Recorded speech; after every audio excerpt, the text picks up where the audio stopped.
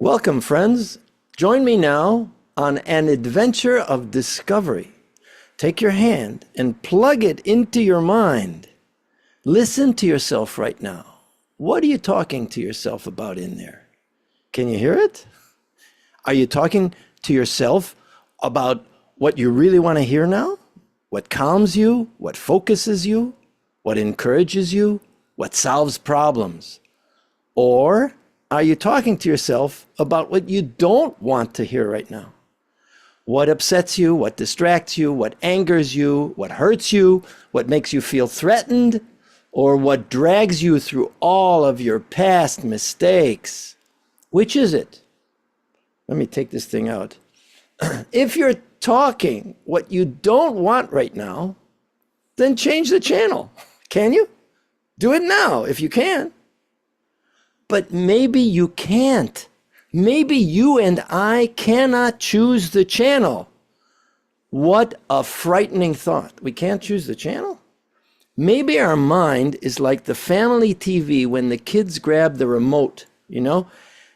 They know what, you know what they do. They keep switching the channels wildly across 5 different channels that all cut up and interfering with one another and bouncing one off the other, and little segments cut off abruptly. It's just a disturbance. Is your mind like that? There are certain moments when my mind is not like that. It's when I'm focused and thinking, exploring, inventing, examining topics deeply. And that state of mind is delicious. But much of the time, my mind behaves just like the family TV controlled by my teenage kids. It's an endless flow of little unfinished snippets. I call that noise chatter. It's what the Buddhists call the monkey mind. It's the agitated jumping constantly from thing to thing, chattering like a monkey. Beep, beep, beep. Can't keep still. Jumps at anything. Just constantly jumping from thing to thing and babbling questions and comments and warnings and reliving moments that happened or might happen. Shut up! Can't stop. And it's always talking in my voice. The monkey talks in my voice, even though it's the monkey. It sounds like it's my voice. It's like me talking to myself. Isn't that how you experience it? I don't know, maybe you don't. The monkey chatters on and on. I think this. I think that. I should have done this. You should have done that. I wish it would have been different. I think I don't like that. I'm afraid of what's happening. I wish that would happen. Ooh, look at that. Stop. Stop. That monkey fills my mind with garbage. It agitates me. It destroys my calm and disturbs my focus.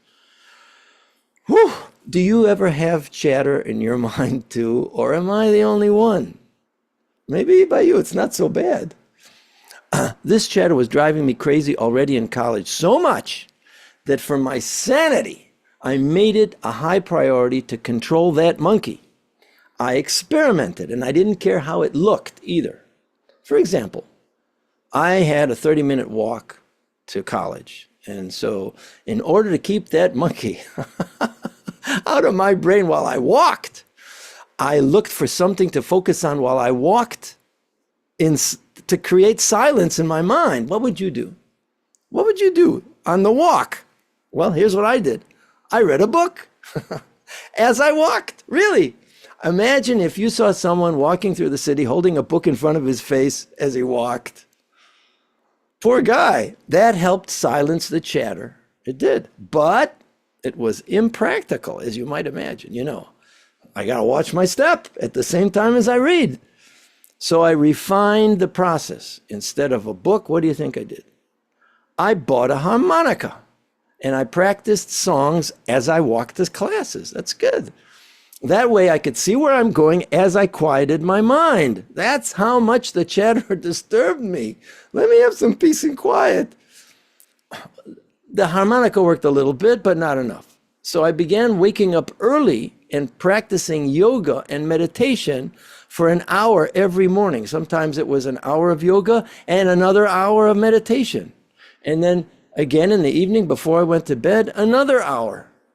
Now, that definitely brought me a new experience of calm and inner peace and physical ease in my body that I had not known before. Sweet. And while I did yoga and meditation, the monkey slowed down, got softer pretty much. That's progress. But all through the day, while I wasn't doing yoga and meditation, my monkey was babbling inside my mind, agitating me, a kind of torture. Did I exaggerate? I mean, really? Was it that bad? Is torture a little too extreme? Well, hear me out. One of the things that monkey was chattering about was negative judgments. Negative judgments. You're doing it wrong again. It's not working. This won't end well. Constantly negative, negative. Hearing that negative chatter in my mind all day was eating up my energy and confidence and focus. So I sought to end it. After college, when I got married, my wife and I had our long honeymoon, backpacking in Asia for a year. Amazing. In every country, I found a temple and sat and meditated with the local monks and holy men. In Japan, Burma, China, India. In Thailand, for example, we lived in a meditation community for 14 days straight. 14 days straight of meditation and total silence in a fortress, women and men in separate dorms. How's that? That should do the trick, no? That should give me some powerful control over my monkey, shouldn't it? Well, all those meditation experiences were great stories. Lots of Asia. I saw a lot of Asia. I saw a lot of monks and a lot of monkeys and heard a lot of monkey stories from monks. But I didn't lose my monkey and I didn't change. I'll tell you what I did discover though. This is interesting. I discovered my resistance to change. Do you experience that too? That you resist change? Anyway, in high school, did you read Moby Dick about Captain Ahab, right? And how he was obsessed. He had to kill the white whale. So I was like Captain Ahab. I had to kill that chattering monkey. I wanted to attain a focused mind. Is that so much to ask, really? I don't know. What about you? Do you ever feel like that? That you want to kill the monkey chatter in your mind? Have some quiet. Good news. After more searching and experiments, I found what I was looking for. Aha! I did. I found a community led by a former commander in the U.S. Navy SEALs where I could train my mind and body to become focused. And I've been training with this commander since then for the last 7 years. It's given me exciting personal growth and healing and greater calm, focus, and confidence. But, surprise, you won't believe it, even that didn't kill the monkey. You know, it's like cockroaches. That monkey is unkillable as a cockroach. For cockroaches, at least you can buy spray poison. So when you see a cockroach, you take out that spray and you zap that cockroach. Kill the cockroach. All I wanted was a zapper for my monkey. So that the instant that monkey bothers me, I pull out my zapper out of my holster like a 6-shooter and pow! I kill the monkey until he comes back again, because the chatter monkey never dies. Just like the cockroach, they always come back. Have you noticed? Itzan, calm down. All right. But I never give up. I continued to search and experiment to find my monkey zapper. And then, I found it. And you know who invented the monkey zapper so I could kill the monkey and end the chatter? You know who did it?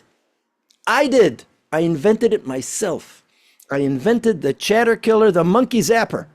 And here's how. After years of practicing breathing and visualizations with the Navy SEALs commander, I developed my own variation called the 3 breaths technique, which is the heart of my instantly productive system. It's a sequence of 3 breaths, and with each breath, you visualize a certain experience, and this sequence stops the chatter and gives you instant control of your mind. Imagine, instant control of your mind. The 3 breaths is my monkey zapper.